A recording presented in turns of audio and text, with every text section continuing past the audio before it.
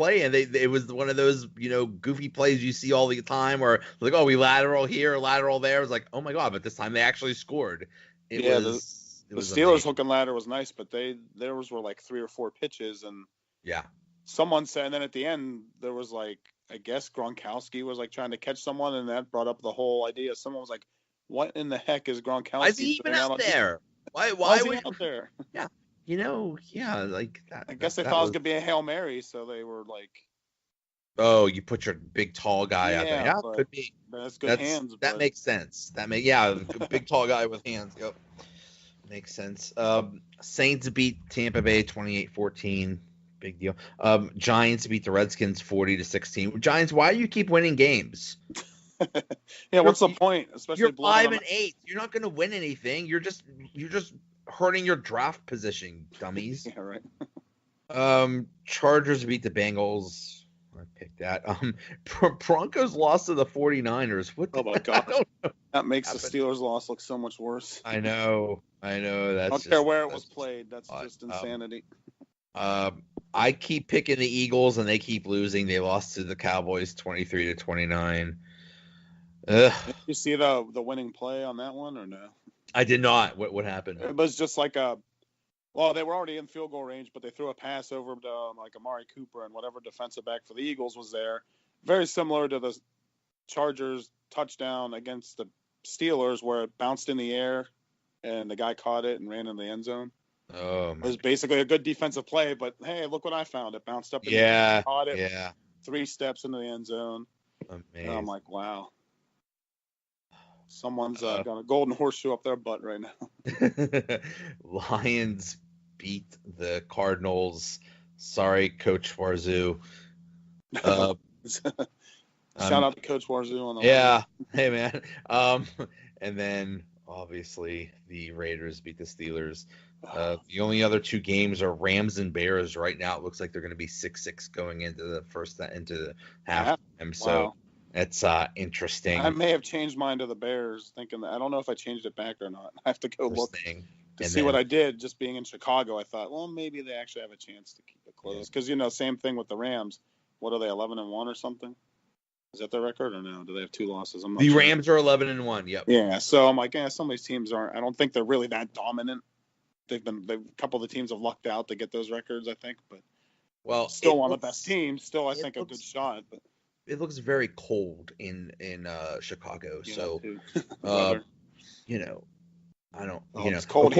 Of course, when you put the Chargers when they have them playing in Pittsburgh, it's 60 freaking degrees. Of all the luck. Yeah, let's not make it uncomfortable for him. Oh goodness. Anyway. So the Steelers drama. When does it end? Oh man, it's going to be an interesting week. Real interesting week. I don't even know if I want to listen to talk shows. I don't want to hear the.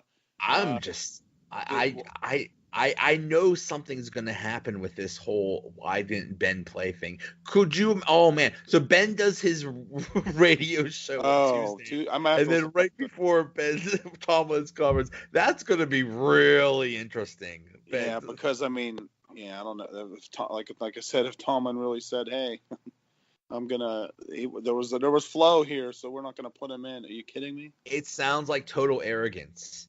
It's probably what it was. It was total. It's like, hey, it's the Raiders. Who cares? At this point.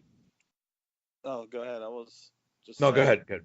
At this point, like, even the most staunch Tomlin supporters got to see like there's an issue here at times where they just look underprepared, outcoached. They shouldn't be going on these skids and letting opportunities slip by. And it's just sometimes it's time for a change. And it's nothing against Tomlin. I think he's probably a good guy, decent coach, but I think he's not done as well as he should have with all the talent they have. Tomlin, it's one thing with these teams is it's not the first time they've lost to a team that they should have beat. Yeah, it's not. It's happened pretty much every year. Even last year they were 13-3, could have been 14-2 if they beat the Bears, which they should have handily. Right. And this is just an embarrassment. There's just nothing. There's no excuse for it. Absolutely no excuse that if you're a team that's supposed to be contending for a Super Bowl, that you lose to a team like this. Yeah. And I have friends that are big Raiders fans. They have there's two ladies that have a Raiders podcast. Oh, and okay. we were talking in August, and we're looking at the schedules. Like, oh look, Steelers play in Oakland in December, and she said Raiders will probably go if the Raiders go 4-12.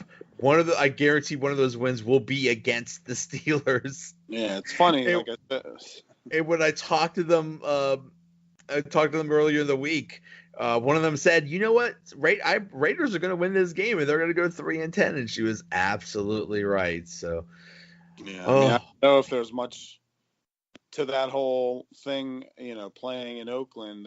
But I mean, like I said, that shouldn't really. If you're well prepared and well coached, that shouldn't be a factor. I don't care. I don't what know your history is somewhere.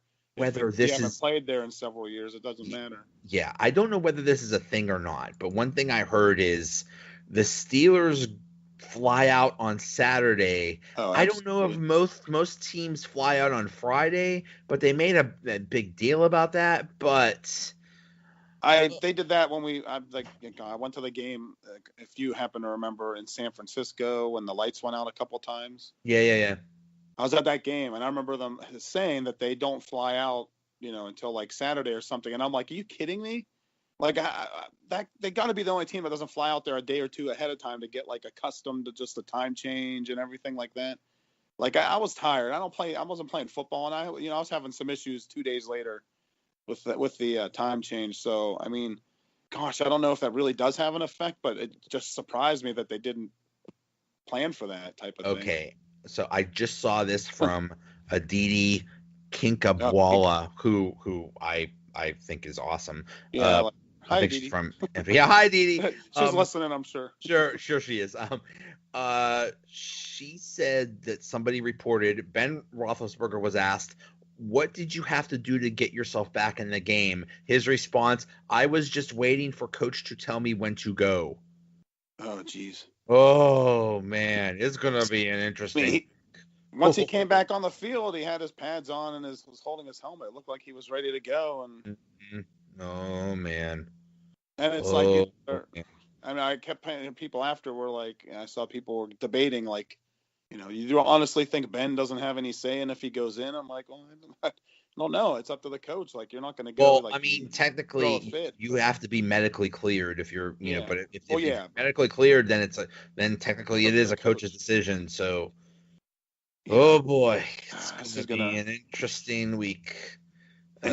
This might actually, this if it comes down to, them going head on with each other for this situation. I mean, I can't imagine Tomlin winning that battle. I don't know. But at the same time, really interesting. Tomlin, you got some splaining to do. Yeah, I don't know any excuse that would be good enough. Especially trying to say they had any kind of flow in the game, because they clearly didn't. Someone literally just said, "What is Tomlin's contract?" So, I mean, you're not the only one questioning whether they would get rid of them. So, yeah, again, like I said, I have nothing personal against him. I've never been on the fire Tomlin thing like a lot of people might have been at times, maybe exaggerating what he's done, but this potentially is could cost them the division and a playoff spot. This loss. I mean, it's not like they had the luxury of being like 11-1 or 10-2. They need all these wins. Here's another quote from Sean Davis. Quote, "We've got to practice better, continue to work. In the National Football League, you can't just show up Sunday and perform. You have to work at it." What the heck does that mean? Wow. Are they taking it easy on Saturday? Is he calling teammates out, or is he calling the coaches out for being soft during the week? I think what that means is that they basically figured they were just going to show up because it's the Oakland Raiders, the 2-10 Oakland Raiders, and we're just going to show up and they're going to automatically just lay down for us because apparently that's how it works. You just show up and they're like, "Oh my God, the Steelers are here, please just run over us." Maybe that's that could also explain some of their underachieving on the road against. I think that has a lot to do with it. I think it's very mental. It just keeps getting better. You're finding all kinds of better tweets. I'm gonna have to keep my Twitter going tonight. Oh, it's gonna be an interesting night. See what's going on. Oh my. Yeah. This is the quote. Tomlin said Ben Roethlisberger got treatment at halftime, and quote, "We were waiting to see if he was going to be able to come back in. He was. He probably could have come in a series or so sooner, but we were in the rhythm and flow of the game." No, you weren't. You weren't. That was the whole point. You're lying. Dobbs don't do anything. And with how they were moving the ball when Ben was in there, you really think that the flow was going to be hindered by your Hall of Fame quarterback? You know what improves flow? When you have a Hall of Fame quarterback and he easily scores a touchdown when he gets in there. Because I think he only had one. I think I saw that there was only one punt when for the series Ben was in there. It might have been the first drive or something, but after that it was like touchdown, missed field goal or something, and another touchdown. It's like, that's crazy. What is that Chinese thing? May you live in interesting times. These are interesting times. That's for sure. Nothing boring. It's never boring, and never a dull moment with the Steelers. I mean, it's no one thing, it's the other. All right, man. Let's do this again. Let's say Wednesday, and see what happens. And good Lord, we'll see. Talk about then. Yeah, we'll see what updates we have on the Ben Tomlin drama by then. Holy cow! Oh yeah. All right. I'll see you. Sounds great. Bye.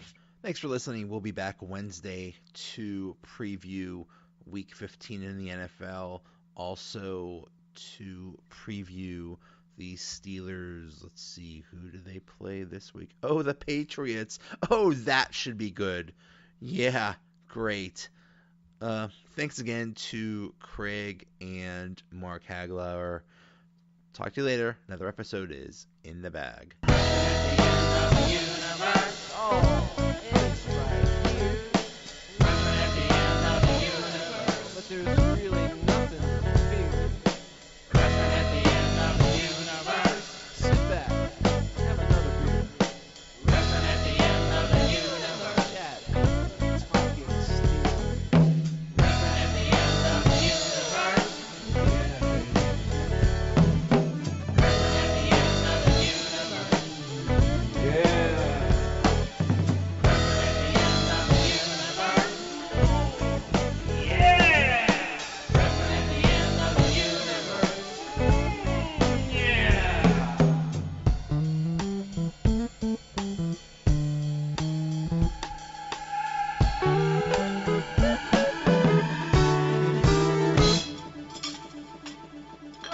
Special for coffee.